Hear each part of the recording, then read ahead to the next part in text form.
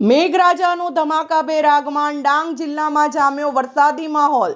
ચેરાપુંજી ડાંગના વધૈયા આહવા સાપુતારા અને સહિતના વિસ્તારોમાં ચોમાસું બેસી ગયું હોય એવો માહોલ જોવા મળ્યો। જ્યાં વરસાદી મહેર રહેતા ચારે તરફ વરસાદ અને ધુમ્મસભર્યું વાતાવરણ જોવા મળ્યું તો બીજી તરફ વરસાદી આગમનને લઈ ખેડૂતોમાં ખુશીનો માહોલ જોવા મળ્યો હતો। વરસાદે રાતા પાણીએ રડાવ્યા કારણ ભર ઉનાળે પણ મેઘમહેર રહી હતી, જ્યાં ખેડૂતોના ઊભા પાકને ભારે નુકસાની થવા પામી હતી, જેને પગલે ખેડૂતોને નુકસાની વેઠવાનો પણ વારો આવ્યો હતો।